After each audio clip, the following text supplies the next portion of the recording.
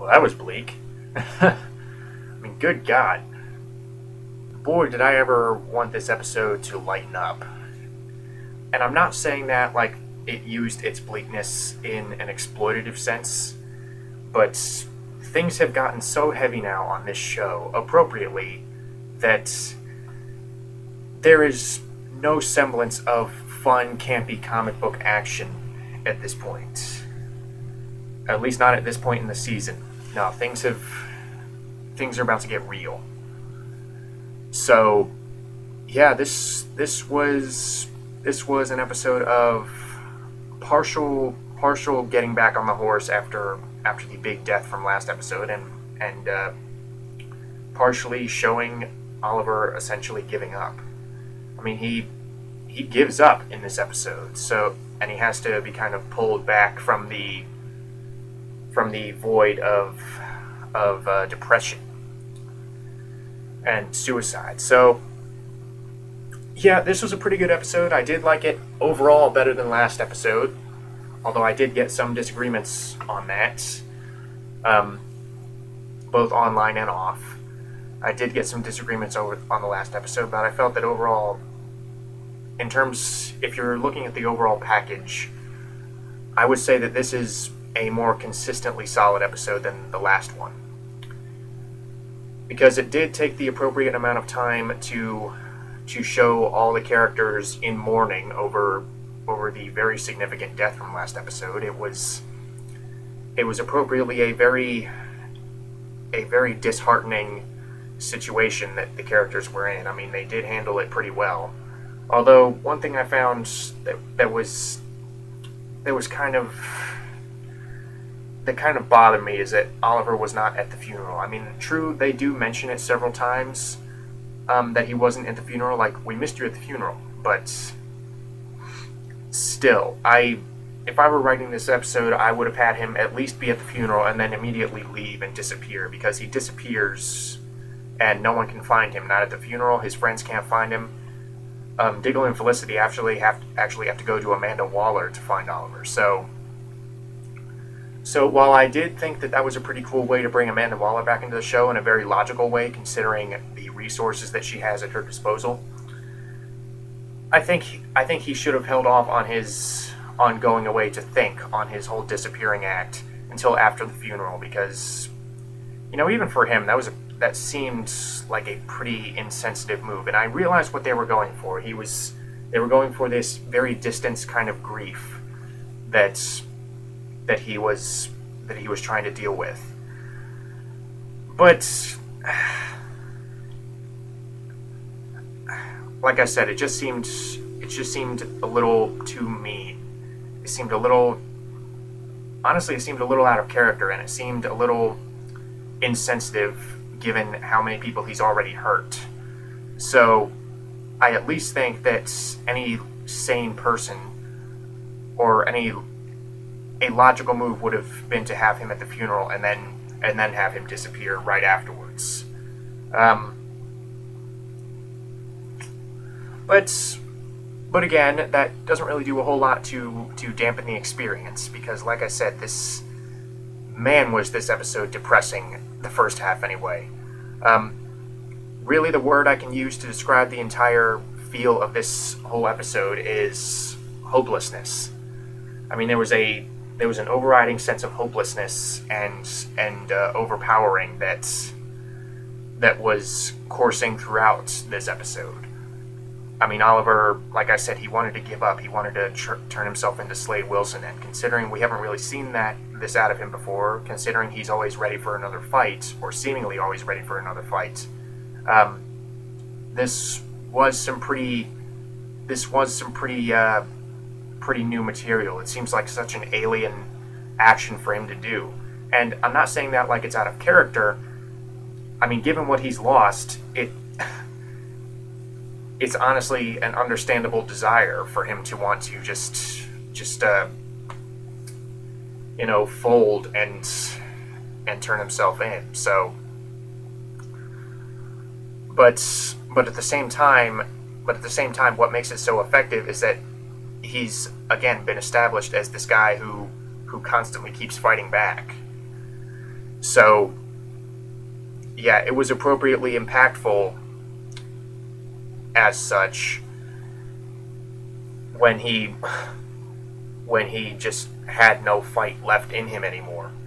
So that was pretty cool. That was I shouldn't say that was pretty cool. It was very effective from a dramatic standpoint. So, and it was pretty well acted by Stephen Amell and Emily Bett Rickards and David Ramsey. So all three of them do a really good job in this episode. Even Katie Cassidy does a pretty good job. She doesn't really do a bad job all that much, except a lot of this series I have spent really disliking the character of Laurel. But they finally follow up on the whole on the whole Laurel knowing who the Arrow is plotline that they kind of started and then they seemingly abandoned. This was an episode that brought back a few plot lines that seemed to have been forgotten. Like I said, the Amanda Waller thing and Laurel knowing who the Arrow is so she can be there for emotional support and to try and get him back on the proverbial horse, as it were. So they brought these plot lines back in a way, or they brought these characters back and these plot threads back in a way that made sense. I mean, in a way that you felt like they were saving for this kind of scenario. You couldn't really think of any other situation where it would have been a better time to unveil these aces up their sleeve.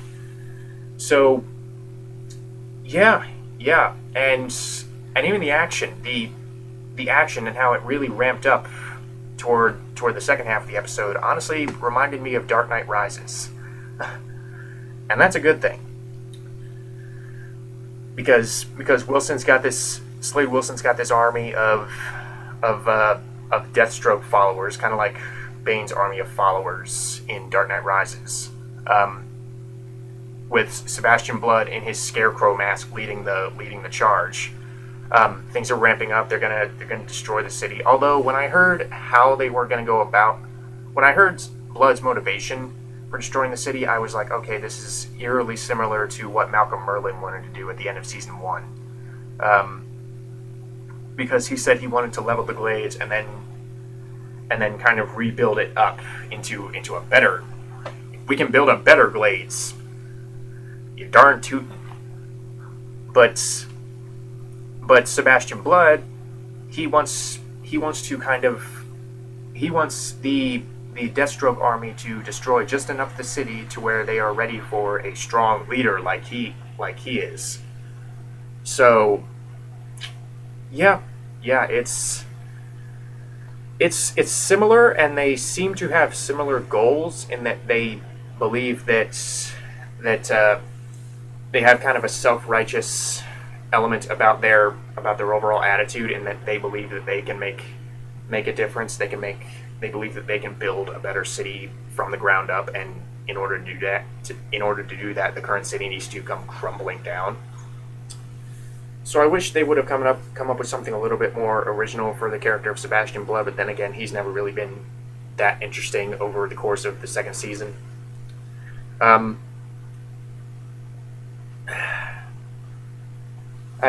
don't know. It's a good thing he wears the Brother Blood mask, because otherwise I just can't take this guy seriously as a villain. And maybe that was the point. Maybe the point was to make him seemingly exempt from any suspicion.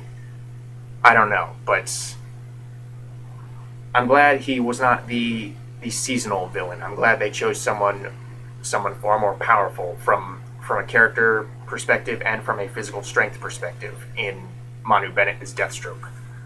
So yeah, things really ramped up, and they cut off just as things were looking bleak, because Slade has agents planted to take control and put a gun to a bunch of people that Oliver holds dear, like Summer Glau as Isabel Rochev, who has been reborn as the Ravager. She's going after Diggle, some random convict guy who has been infused with Mirakuru is going after Detective Lance. Some other convict guy is going after Thea at the station because she's leaving Starling City. you know, I would at least think that she would consider.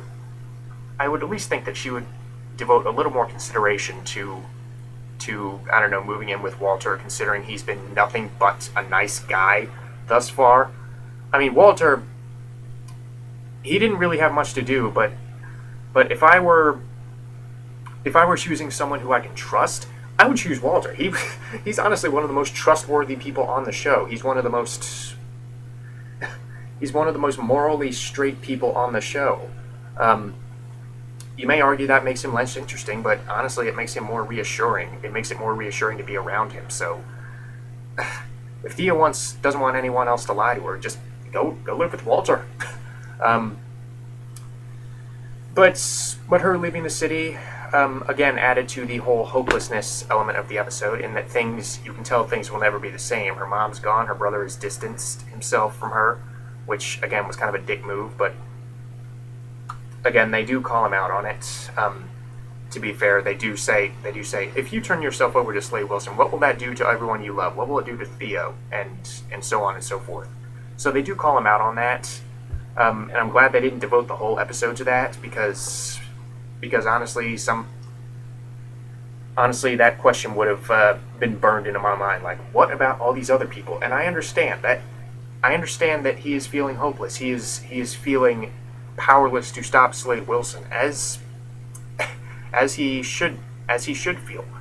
But again, he doesn't really seem to be considering all the variables here in this desperate situation. And again, that's one of the reasons why I'm glad they didn't devote the entire episode to that. But Thea loses the nightclub, which had me kind of questioning, okay, well, if the nightclub is one of Queen Consolidated's assets, then in theory, shouldn't it have been seized a few episodes ago when it was Isabel Rochev seized the company? I mean, are they just now getting around to that? I mean, it's been a few weeks now, presumably. I don't know.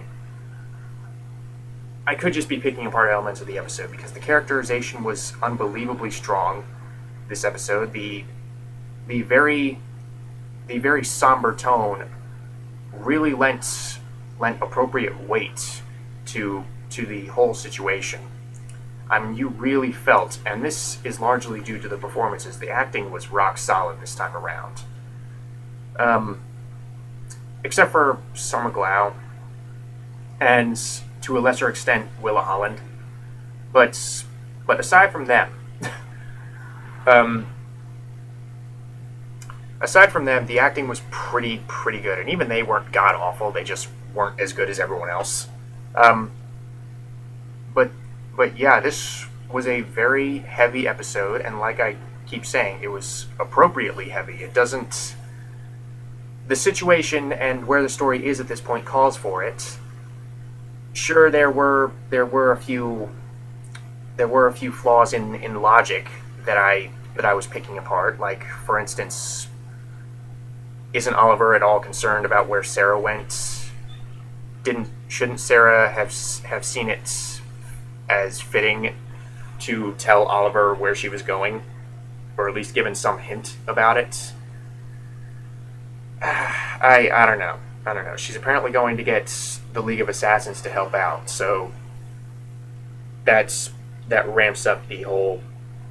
That really ramps things up for the season finale, and I will say this: one narrative element that I think completely missed the mark, or not completely missed the mark, because I understood where they were going, and the flashbacks did tie in relatively well with the present day stuff this time around, but we're supposed to feel all sad about this guy named Peter sacrificing himself by steering this missile to ensure that Oliver and the other prisoners can get this Japanese sub moving. And we don't even know who this guy is. As far as I'm concerned, he was just a background character who we are sacrificing to save the main characters. I have no idea who this guy is. I only know the bearded Russian guy, and that's it. he's the only he's the only person with any semblance of personality when it comes to the prisoners of Dr. Ivo. So again, that could have been established better a few episodes back, but other than that, it was a pretty solid episode. Like I said, more consistent than last time.